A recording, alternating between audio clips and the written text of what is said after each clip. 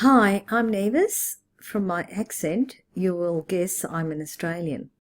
I spend half my time in Italy and Australia. Today I'm in Melbourne. My topic for this EFL talk is, do you think using board games in the classroom helps students' learning?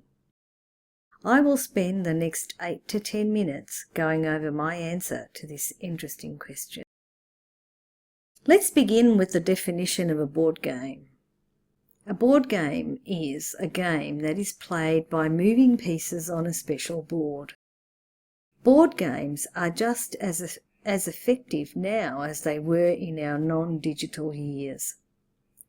Obviously, 10 slides in 10 minutes is nowhere near enough to fully broach this topic.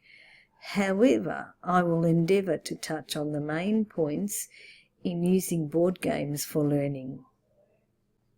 As you probably already know,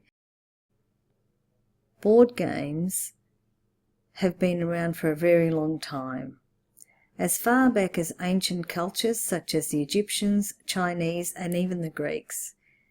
Board games were not only used for entertainment but also as an educational tool. Let's look briefly at some games we all know since childhood. Chess is an ancient strategic game which was used by the military to teach the art of war. Monopoly is not just a fun game, it helps us understand the concept of buying and selling and profit. Trivial Pursuit is another popular educational game which targets your knowledge on specific subjects. So, while a game may represent fun and entertainment, it's clear that it can also be used for education. As an education tool, it makes sense for teachers to seriously consider using a board game format to cover a specific curriculum objective. It allows the concepts to be reinforced while making it fun along the way. With the technology of today, it's easy to create board games in the classroom involving the students or children to plan and build their very own.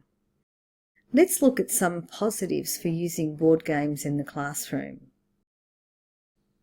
Well, board games can facilitate learning, help retention, engage students just a little bit more than the usual textbook, reinforce the basic language skills studied in class. It can help to create social interaction. It can turn the learning into fun. It does elicit a hands-on, heads-on approach to learning. The game can be played over and over, encouraging repetition without it being boring. And one of the most important things is that it can be played offline. We all know the old adage, learn by doing. Well, if the head is not connected to the doing, then learning apparently does not occur. We can do repetitive movements without engaging the mind. When we want learning to take place, we need to engage mind and body to involve a total connection with the process. Highlighting some of the points on this slide, it would be important to note that the game offers a non-threatening, playful yet competitive environment.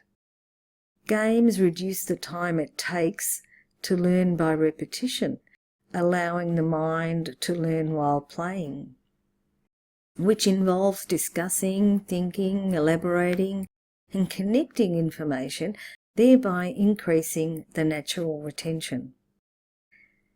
Games are normally played in teams of 2 or more, which builds on communication and relationship skills.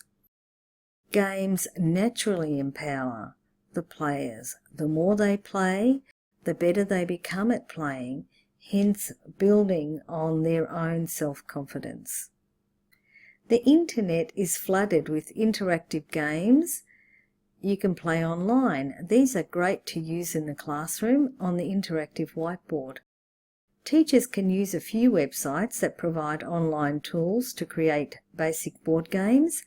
Teachers can also use a myriad of drawing tools to create their own or get the whole class involved in making a board game for the classroom.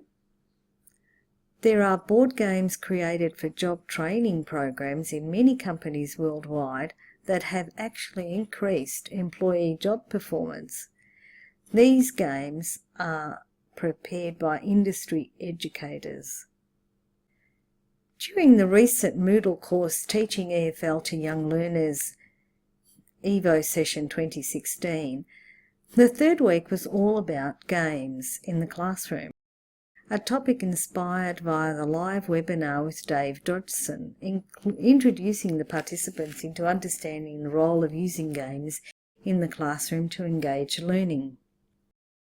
Remember, a game should be both fun and engaging in a stress-free environment where it's okay to make mistakes the first time round and improve as they keep playing.